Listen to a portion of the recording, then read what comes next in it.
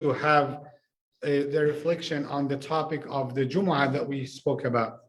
And Alhamdulillah, Allah subhanahu wa ta'ala give us the favor and the honor to talk about the concept and one of the fundamentals in our religion related to the worship of Allah subhanahu wa ta'ala.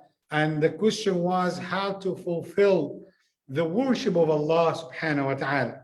And we mentioned that we need to fulfill two conditions. If we wanted to our worship for Allah subhanahu wa ta'ala to be acceptable, if we wanted our worship to be on the right track, we wanted to fulfill two conditions in Islam. So the first one is to have your worship and to do it with sincerity. And number two is to follow the sunnah of Rasulullah sallallahu alaihi wasallam while you are doing your ibadah. So the word worship means ibadah, is to worship Allah subhanahu wa ta'ala. But I just wanted to correct some of the misconceptions, some of the misunderstandings that we can find in a lot of Muslims. Still nowadays, they do not have the full and the accurate meaning for the worship of Allah subhanahu wa ta'ala. But before I tell you what I have, I just wanted to ask you, what does it mean by worshiping Allah? What is the word worship means in Islam? So do you have any answers? To submit yourself to Allah, to obey Allah, and to have the obedience of Allah subhanahu wa ta'ala, the devotion to Allah subhanahu wa ta'ala.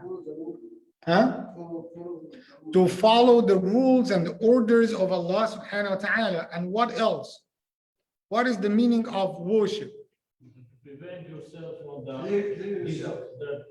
from Allah, what Allah has told us not to do. Yes, so you will stay away from what Allah subhanahu wa ta'ala ordered us not to do. So let's go for a little bit academic definition.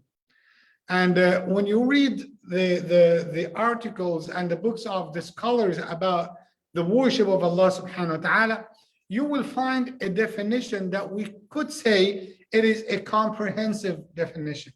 It is the definition, if you got it and you understood it, that means you will get the knowledge of what is the worship, what is the word worship in Islam is. So al-ibadatu hiya kullu amalin yuhibbuhu Allah wa yardah min al-aqwali wal-af'ali al-zahirati wal-batina.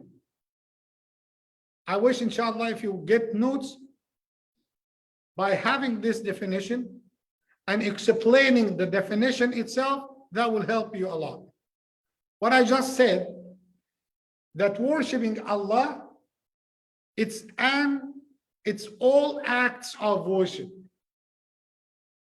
That which is pleases Allah subhanahu wa ta'ala, whether it was individual or in a congregation, and whether it was in public or in secret, whether you announce it or you did not. All the actions that you can do under this definition, it is called worshiping Allah. Why I'm saying that?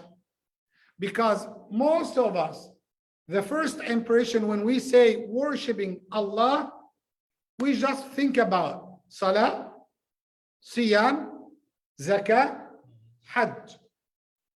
Sometimes charity prayers, zakah, pilgrimage, fasting, Ramadan, only the pillars of Islam. But worshiping Allah is more beyond this, is something wider than what we think about. Worshiping Allah subhanahu wa ta'ala, that covers almost every aspect in our life. And I can tell you, and I will give you some examples about what the worship meaning is. Because in Islam, we are different than any other believe any other religion. For example, if you wanted to pray in any other religion, you wanted to go to a certain place to practice that religion and to have your rituals. But in Islam, you could pray anywhere. You could pray, you could have salah anywhere. And this is one of the characteristics of the ummah of the Prophet Muhammad sallallahu alaihi wasallam. And he said sallallahu alaihi wasallam in the authentic hadith, وَجُعِلَتْ لِيَ الْأَرْضُ مَسْجِدًا. And the entire earth, you can use it as masjid. And the word masjid means the place that you are prostrating and putting your head down for Allah subhanahu wa ta'ala. So any place you can use. Of course, it's excluded some of the like places which has filthy and dirty stuff, like someone in the bathroom, someone in a certain bar, someone in a certain place, and it has, you know, it's not clean. All these places are excluded. But when it comes to the general rule, you can pray anywhere you want. And not only this, when we talk about worshiping Allah subhanahu wa ta'ala, in Islam, it is any action, any kind of action that will please Allah subhanahu wa ta'ala. So imagine, you have to think about every action you are doing. Is that pleases Allah? Is that makes Allah happy with me? Is that makes Allah satisfied with me? If that is something good, if Allah subhanahu wa ta'ala took my soul right now, Allah will be pleased with me that He ended my life while I'm doing this good deed. That is the thing that I wanted you to think about. The meaning of worship in Islam is wider than coming to the masjid, praying Jumu'ah, attending lecture. No. That covers, I said to you, every aspect in your life. And let me give you an example. Do you know that your food, when you eat to feed yourself, that could be kind of worship Allah? Do you know that when you sleep on certain way with certain intention, that your time in your sleep, that could be kind of worshiping Allah, and you will be rewarded for this? And not only this, when you have very little issues that you don't think about, that you don't pay attention to, somebody in Walmart and he wanted your help, an old lady, she wanted you to help her to carry the bags to the car. You know, if you did so, that is kind of worship, and you will be rewarded. The things that we cannot imagine, every aspect in our life, even your silence. When you keep silent, sometimes in certain cases, that is considered as kind of worshiping Allah subhanahu wa ta'ala. Rasulullah sallallahu alayhi wa sallam said, من كان يؤمن بالله واليوم الآخر فليقل خيرا أو. Whoever believes in Allah and the day of judgment, he should say something good or keep silent. Don't say anything. So when you are in a certain situation, a certain position, and somebody is pushing you to say bad words, and you said, you know what, for the sake of Allah, I will not respond. I will keep quiet. I will control my tongue. That is considered at that time, it is kind of worshiping Allah, and you will be rewarded. Another example, if you are in the open, in the public, if you are outside, you are walking and you start to think about, you know, about the clouds and about the lightning, about the thunder, about the rain itself, how many creatures are getting the benefit from that rain, and started to reflect, you started to think about the greatness of Allah subhanahu wa ta'ala in his creation, you know what? Even your thinking, your time that you spent for thinking in the creation of Allah, that is kind of worship. So do not limit the worship of Allah just in salah, in the masjid, in siyam. It's different than this. We have a lot of people, they have the concept that, you know, the religion only in the masjid. And outside the masjid, I can do anything, you know? So he comes to the masjid, mashallah, he is good. Comes and prays behind the imam, and mashallah, he might cry while he's praying. Then after he leaves the masjid, you know what? I did my part. Let's go back to what I used to do. So that's the case. Let's cheat. Let's deal with riba. Let's drink. Let's play cards. Let's do whatever I want. Let's hang with a girl, whatever I want, because I already did my part in the masjid. That's not worship. That is hypocrisy. Again, that is hypocrisy. In Islam, to worship Allah subhanahu wa ta'ala, you need to stay firm on the way of Allah subhanahu wa ta'ala all your time, and you will be rewarded. Could you imagine that the time that you spend to play, let's say, because I like soccer, let's play, you know, let's say that you play soccer with your kids in any of the parks. That time that you spent with your family with the intention that I wanted them to be in a good shape, I wanted them to be happy, that pleases Allah, and that is considered as type of worship. So worshiping Allah is wider than what we imagine, what we can imagine. So when you say a good word to your wife, you know that? When you help your wife in the house. So as I told you, that's the issue.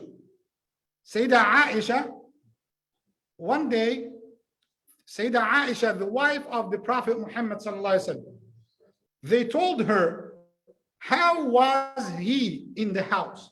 She said, Kana fi khidmati ahlih. You know khidmah. Kana fi khidmati ahlih. He was, sallallahu alaihi wasallam, in the service of his family. He used to clean, he used to help them, he used to take care of them, used to spend on them. That's the case. To spend time with your wife, with your children, helping them.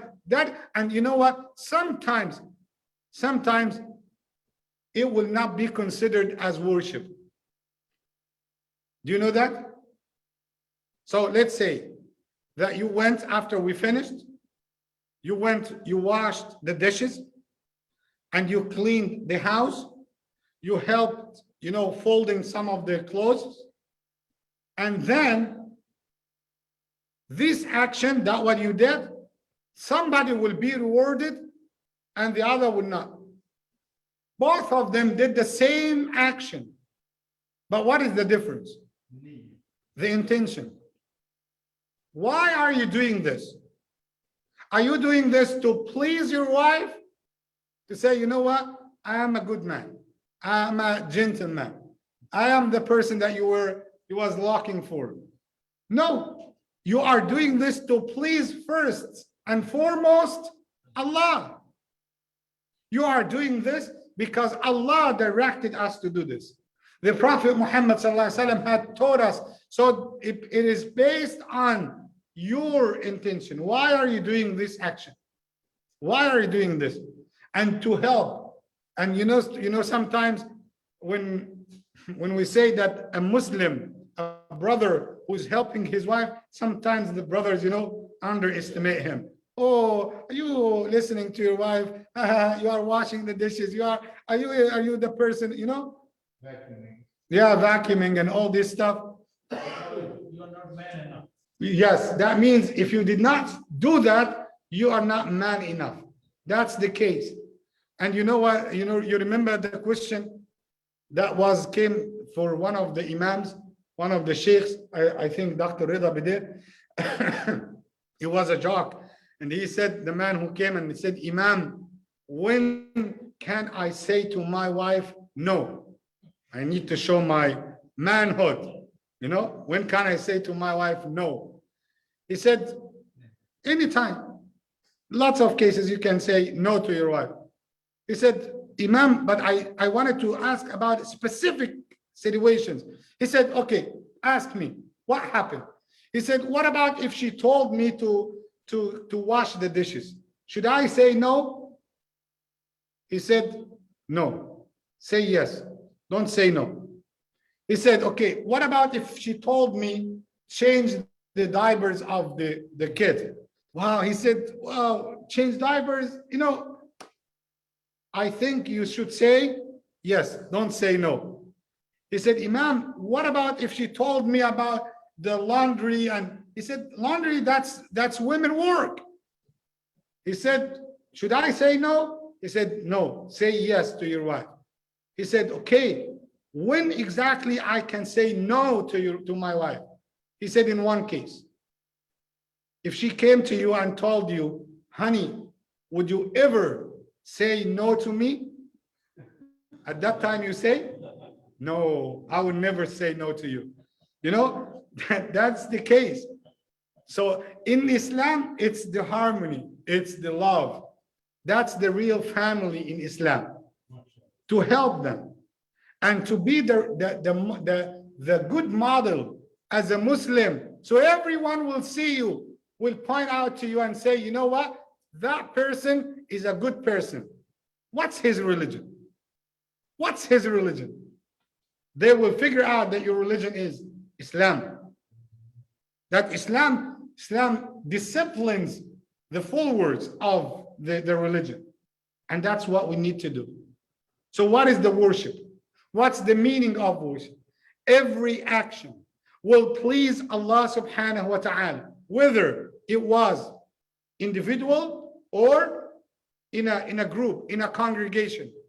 Whether you did that publicly or secretly, still it is called to worship, the worship of Allah.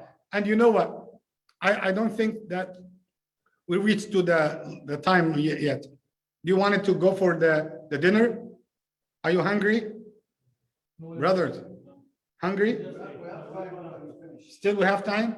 Inshallah. Because Hajj Mu'tasim and Brother Abdul Basit, they brought dinner and snacks and mashallah. And we have tea. Allahu Akbar, takbir. Allahu Akbar. You see? Mashallah, Allahu Akbar. Ibadah is anything you say or you do, eating with an intention for Allah. Yes, and the dinner that we will eat, it's worship. Yes. So let's finish the lecture and go for worship. Yes. And the lecture also worshiping Allah. So just let me finish this part. Sometimes you get the reward of kinds of worship without doing anything. There are some kinds of worship that you can reach to the highest status of paradise without doing anything, literally without doing anything. Do you know that?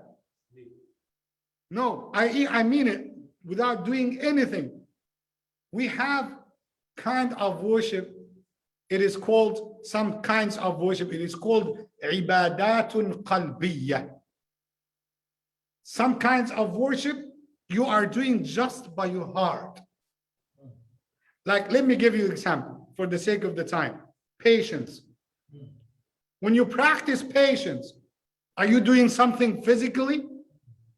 You go and move and, carry stuff and do stuff? No, you are not doing anything. You are not doing anything physically.